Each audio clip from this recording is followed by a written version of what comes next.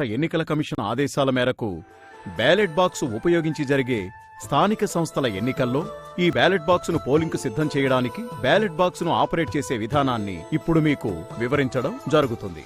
ముందుగా ballot box యొక్క వివిధ భాగాలను గుర్తిద్దాం.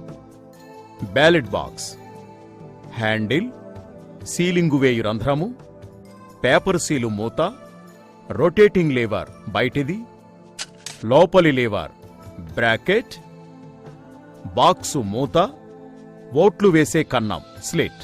ముందుగా బ్యాలెట్ బాక్స్ని ఎలా ఓపెన్ చేయాలంటే, బ్యాలెట్ బాక్సు పైన ఉన్న మూతగల గుండ్రని రంధ్రంలో మన మధ్యవేలును దూర్చి లోపలి వైపున ఉన్న బ్రాకెట్ని మన వైపు లాగుతూ మూతపై ఉన్న లాక్ లేవర్ని అపసవ్య దిశలో అంటే యాంటీ క్లాక్ దిశలో ఓ 20 డిగ్రీల్లో ఇలా తిప్పినట్లయితే బాక్సు ఓపెన్ అవుతుంది. బాక్సు ఓపెన్ అయిన తర్వాత ముందుగా మనం పోలింగ్ కేంద్రంలో ఉన్న ఏజెంట్లకు మరియు అభ్యర్థులకు బాక్సు ఖాళీగా ఉందని, లోపల ఏమీ లేదని చూపించాలి. తర్వాత బ్యాలెట్ బాక్సు ఉపయోగించే పోలింగ్ స్టేషన్, ఎన్నిక జరుగుతున్న పోస్టు వివరాలు తెలుపు అడ్రస్ ట్యాగ్ని నింపి బ్యాలెట్ బాక్సులో వేసి బ్యాలెట్ బాక్స్ని పోలింగ్ కొరకు సిద్ధం చేయాలి. అదెలాగో ఇప్పుడు చూద్దాం. ముందుగా పేపర్ సీల్ని తీసుకొని దానిపై గ్రీన్ కలర్ వైపు పోలింగ్ స్టేషన్ నంబర్, స్థానిక సంస్థల వివరాలు తెలుపు డిస్టింగ్విష్ మార్క్ అంటే ఈ గుర్తింపు మార్కుని గడిలో నుండి బయటకు స్పష్టంగా కనిపించినట్టుగా మధ్యలో వేసి దాని వెనుక భాగం అంటే వైట్ పార్ట్ గల దానిపై ఉన్న పేపర్ సీల్ నెంబర్ని పేపర్ సీల్ అకౌంట్ ఫామ్లో నమోదు చేసుకోవాలి. ఆ నెంబర్ను పోలింగ్ ఏజెంట్లకు, అభ్యర్థులకు తెలియజేసి వారు కూడా నోట్ చేసుకునే విధంగా చూడాలి. ముందుగా ప్రిసైడింగ్ అధికారి పేపర్ సీల్ వైట్ పార్టుపై సంతకం చేసిన తర్వాత పోలింగ్ స్టేషన్లో ఉన్న ఏజెంట్స్, అభ్యర్థుల సంతకాలను కూడా తీసుకోవాలి. గ్రీన్ పార్టుపై గల డిస్టింగ్విష్ మార్క్ బ్యాలెట్ బాక్స్ రంధ్రం ద్వారా బయటకు కనిపించే రీతిగా రంధ్రానికి ఇరువైపులా ఉన్న ద్వారాల గుండా ఈ పేపర్ సీల్ని ఈ విధంగా చొప్పించాలి. ఇప్పుడు పేపర్ సీల్ ప్రమాదవశాత్తు చిరిగిపోకుండా ఉండేందుకు దాని కింద బ్యాలెట్ బాక్స్ లోపలి వైపున ఉన్న ఆ 2 ఫ్లాప్స్ మధ్యన కార్డుబోర్డ్ని ఈ విధంగా దూర్చి పేపర్ సీల్కు సపోర్టుగా అమర్చాలి. ఇప్పుడు పేపర్ సీల్ ఎక్స్ట్రా పేపర్ 2 చివర్లను 2వ ద్వారాల గుండా చొప్పించి తిరిగి వెనుకకు మడిచి ఆ ఫ్లాప్ మధ్యన దూర్చాలి. ఇప్పుడు పేపర్ సీల్ సెట్ అయినట్లుగా భావించాలి.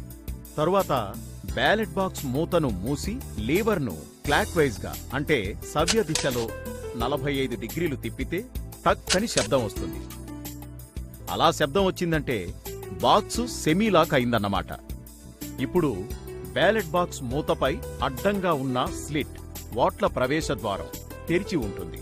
అంటే పోలైన బ్యాలెట్ పేపర్లను ఈ ద్వారం గుండా బ్యాలెట్ బాక్సులో వేయడానికి అనువుగా ఏర్పాటు చేయడం అయిందన్నమాట.